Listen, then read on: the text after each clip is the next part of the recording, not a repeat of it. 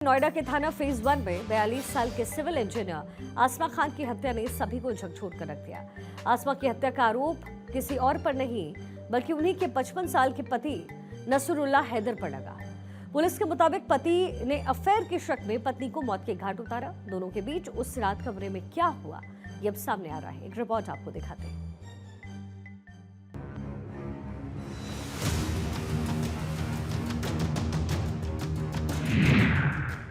नोएडा में पत्नी पर शक, नफरत और मर्डर।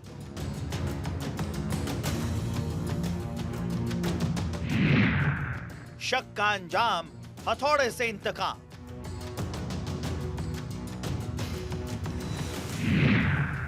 बेगम का कत्ल शौहर की संगीन साजिश।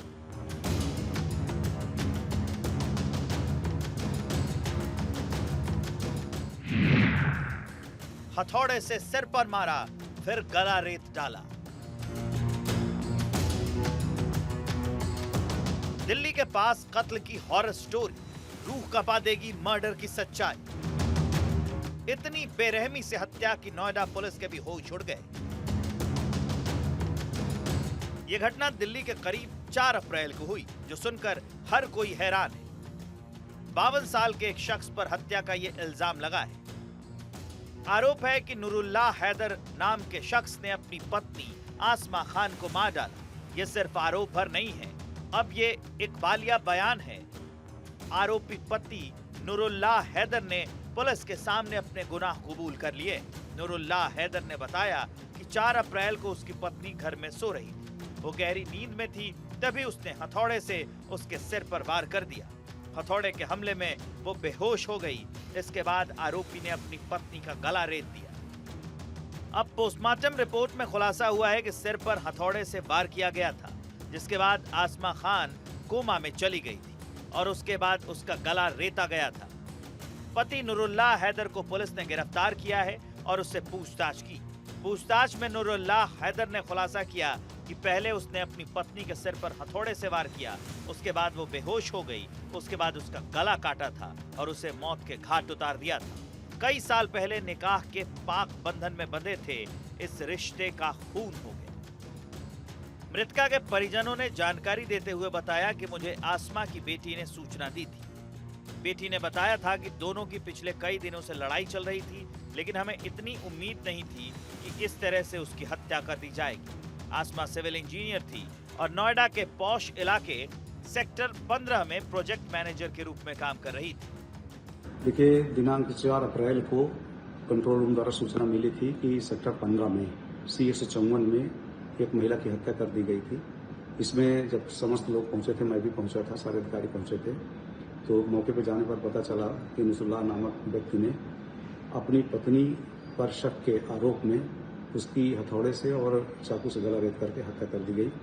इसमें नसरुल्लाह को पकड़ लिया गया है। इस पर मुकदमा हत्या का पंजीकृत हो गया है। पोस्टमार्टम भी कराया जा चुका है।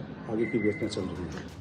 4 अप्रैल को इस मर्डर का खुलासा तब हुआ जब मृतका के बेटे ने पुलिस को इस वारदात की सूचना डायल 112 पर दी। सूचना मिलते ही थाना फेज 1 पुलिस टीम और फॉरेंसिक एक्सपर्ट मौके पर पहुंचे और जांच शुरू। मृतका की पहचान 42 साल की आसमा खान के रूप में हुई, जबकि आरोपी का नाम नूरुल्लाह हैदर है, जो C154 सेक्टर 15 में रहता था। पुलिस ने शव को कब्जे में लेकर पोस्टमार्टम के लिए भेज दिया है और आरोपी पति को गिरफ्तार कर जेल भेज दिया है। नोएडा पुलिस की पूछताछ में कातिल पति नूरुल्लाह हैदर ने वारदात की खौफनाक कहानी बयां की। नूरुल्लाह ने बताया कि किस बेरहमी से उसने अपनी पत्नी आसमा की हत्या की थी। आसमा अपने रूम में सो रही थी, तभी मैंने हथौड़ा लिया और उसके सिर पर तेज वार कर दिया। इस हमले में वो बेहोश हो गई। इसके बाद मैंने आसमा का गला रेत दिया। इस तरह उसे जान से मार डाला।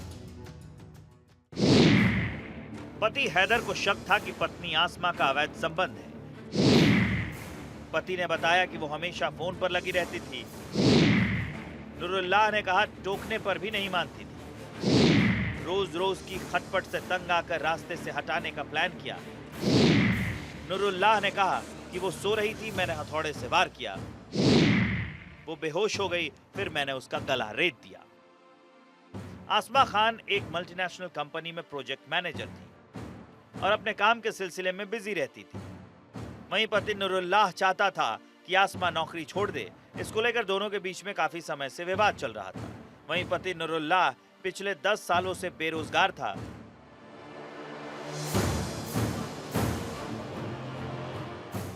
आसमा और नूरुल्लाह के झगड़े दिन ब दिन बढ़ रहे थे। बेटे की ओर से थाना फेज 1 में दर्ज कराई गई एफआईआर में इसका जिक्र किया गया है। नूरुल्लाह ने पत्नी की हत्या के बाद खुद थाने जाकर सरेंडर किया है। उसने कहा कि उसके बेरोजगार होने के कारण आसमा हमेशा उसे दुर्व्यवहार करती थी। आसमा हत्याकांड की पोस्टमार्टम रिपोर्ट से भी नूरुल्लाह की बर्बरता का खुलासा हुआ है। फेज 1 थाना पुलिस को मिली पोस्टमार्टम रिपोर्ट से इसका पता चला है। आसमा के पहले सिर पर हथौड़ा मारा गया। हथौड़ा मारने के कारण खून बहने लगा था। इससे आसमा को ब्रेन हेमरेज हो गया था। फिर आसमा कोमा में चली गई थी, जिसके बाद उसका गला काटा गया था। इस पूरे मामले में आसमा के पोस्टमार्टम रिपोर्ट ने पति के मन में काम करने वाली पत्नी के फोन कॉल्स को लेकर बढ़े गुस्से को सामने लाया है। अब इस मामले पर चर्चा तेज हो गई है। इसके साथ ही अब ये एक ट्रेंड हो चुका है।